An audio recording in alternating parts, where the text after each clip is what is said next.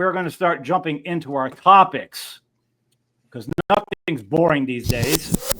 So let's start off. Some of these are just pop and some of these are just pure negative. So I guess we're going to start off with the negative part. Believe it or not, this is already a month old. The New Orleans driver that ran down people. I mean, wow. I almost forgot about that. Isn't that amazing? Because it seems like that's the first thing I want to bring out of the gate. Anytime there's a tragedy like this, it's like, I don't want to say it's a Republican Democrat thing because that's coming up obviously later, but it just seems like when the government screws up or there's failure to protect, it's like news for like 2 days, and it's like, don't bring that up again. We didn't, you know. Mm-hmm. Mm-hmm. So I guess right out of the gate here, we looked at this guy's history. It looked like again, according to what the info I got, this is a guy that actually was talking about doing something like this. He was making posts and nobody did anything. And I just think I think we need to actually, everybody talks about laws. I think there should be this, like, if you're make a threat like that, I think they could quarantine. I think you should just be like quarantined for 2 days. Like if you even say it screwing around, like, yo, man, because like this is bad. And it's one of those things where you talk about, the guy did have a gun too, but his primary way he killed people was he just ran everybody over. And it was really freaking scary if you saw that footage. Mm-hmm. So when you're talking about gun control and all that, which I'm not for, I'm very big on the Second Amendment, especially as I get older in this life. But that wasn't a gun. There's always a way. Crazy is crazy. Yep. What do we do to take? And honestly, I don't have all the answers here, so this is just why I got a few other people here to talk to us. Dave, what's your thoughts on this? Yeah, I know, Dave. You got it all figured out. Your thoughts on this and like solutions? I mean, it always, anytime something like this happens, it always goes back to, you know, the left wants to make it about guns, the right wants to make it about mental health.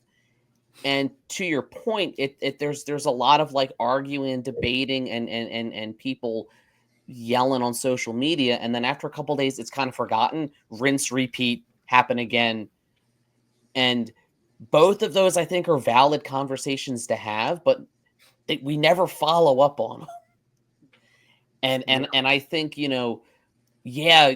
I don't think anyone would disagree with you that like someone's making threats like this, you know, it should be acted upon. I think if anything, it reveals what I've been saying. This is just my personal philosophy that we are the rudderless ship, that the conspiracy is that there isn't one, and that it's far more incompetence than it is maliciousness.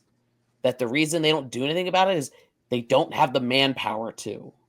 And that we really are kind of on our own. Not to start off too dark and depressing.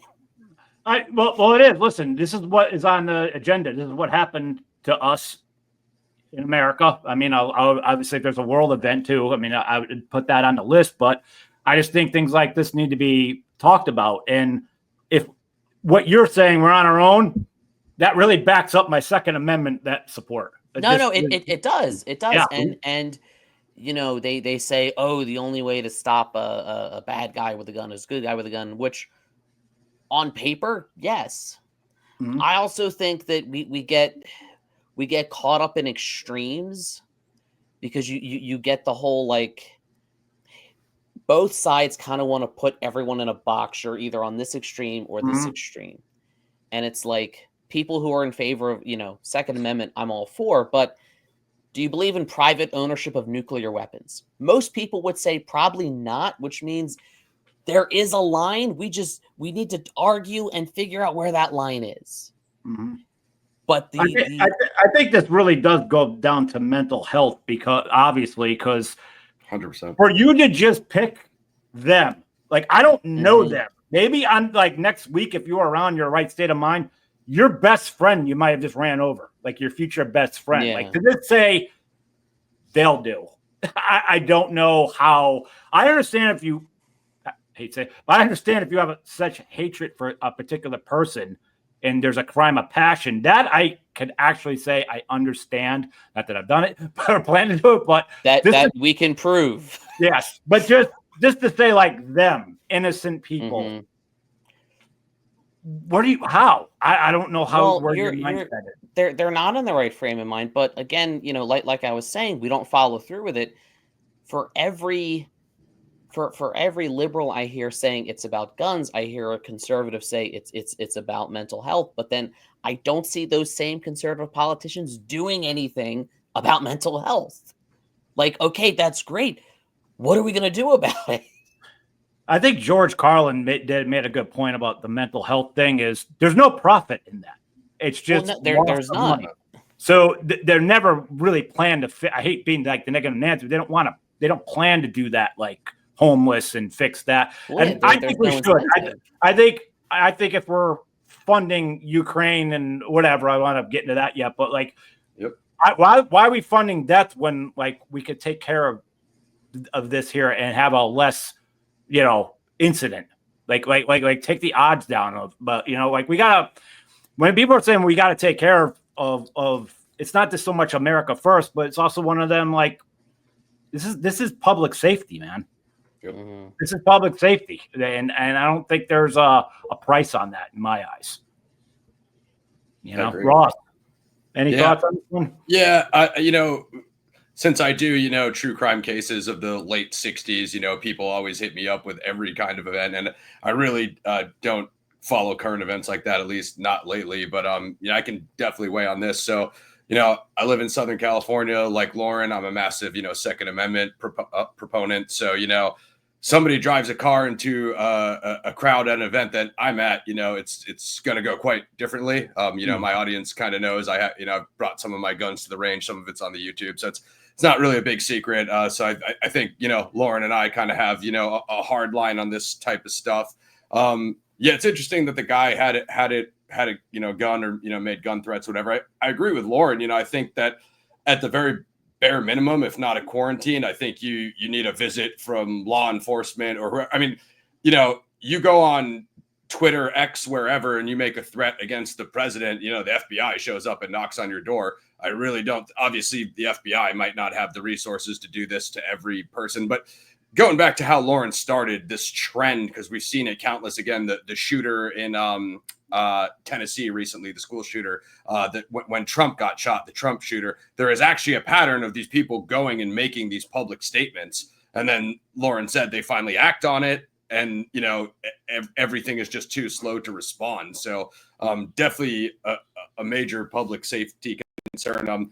What you guys alluded to is what I'm surprised doesn't happen is, back in the days, turn of the century, and this obviously didn't work out well, which is why things changed. But people just had anything society deemed a problem with your personality or behavior, you got thrown in the loony bin, locked up, and thrown away the key. And that obviously didn't work. But what surprises me is the fact that, like you guys said, there's no money in it. In America, we don't tend to see any sort of solution or the illusion of a solution without it being profitable. I'm surprised that they just don't privatize the insane asylums the way that they privatize prisons. And there you go. There's the, there's the money, the more people you lock up and throw away the key.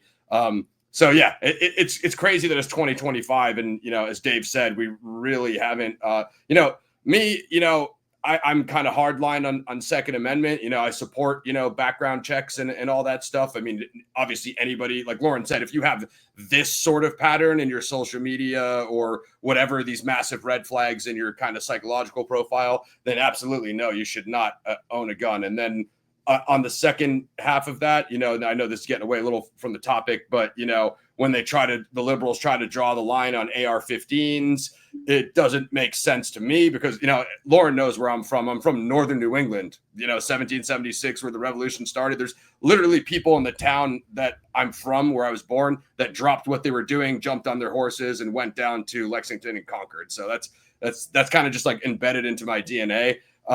So when they say like you can't own an AR-15 because that's outside of the Second Amendment, it's like, well, Lauren's a big fan of Red Dawn. You bring up, a Red Dawn or a Chinese ground invasion scenario, am I really going to be waiting for my local police station to come to my house to defend me from a foreign invasion? So then and I have pistols, but we get invaded with, jets and tanks, kind of that's where the gray area is there, You're right. Also, one of the gray areas is what I said at the very beginning, though. It's like, okay, you want to ban AR-15s. If you still got a pistol, you're still going to do damage to people. I don't understand by banning one particular assault rifle is going to do anything. But the thing that scares me about this is this is a guy with a car. You know what I mean? This is what he did. Anyone can have a car. Anybody. Get a license, right? So you're gonna ban driver's licenses. That's what's what the difference. You don't even need a license to drive a car. Anyone can just get in the car. That's true. It's obviously a different scenario, but somebody could just grab a steak knife anywhere and just take a chance. It's like, I'm going to try to stab as many people as I possibly could. Like, crazy is crazy. The world is chaos. I've been saying it. Why do you think I have such a dark sense of humor? Because I realized the world is chaos years ago. That's how you survive with it. So I just laugh at everything to cope. Yeah, 100%. And I think a lot of us are doing that. And going back to Lauren's point, so the United Kingdom, they banned guns, but knife crime in London is through the roof. Australia banned handguns and firearms. Crime didn't coexist. Low level of gun ownership in Canada. So people bring up these examples, but it's not really apples for apples with the American population. Like, banning guns is going to make like crime go away. Like, that's just not how it works. Like Lauren was just saying. So crazy is crazy, and they're always going to find a way. I did like what you said, Ross, though, about who knows in time if it'll be like the prison system. Like, you're deemed crazy, they'll make money off the taxes. Like, yeah, get them off. Like, I don't know. Maybe we are. It went from the one extreme to the other, and right. You start doing. Look, I used to be a history teacher. Everything is cyclical. You start doing that again, it's going to work for a while, and then eventually it's going to turn into incentivizing locking up anyone in the asylum because it's profitable. And then you're going to go too far the other way. And then they're going to say, oh, we got to release them. And then everything repeats. 100%, which is what the U.S. prison system became, right? Once there was money in it, it was, any guy with a gram of cannabis in his pocket, it became too unreasonable. But, maybe a solution is like, what I referred to, which is the mental health clinics, but actually not privatized, that way it's like, because once people start making money out of it, like Dave said, it becomes it incentivizes Yeah. It's like, this guy tweeted, you're going to the loony bin. It's like,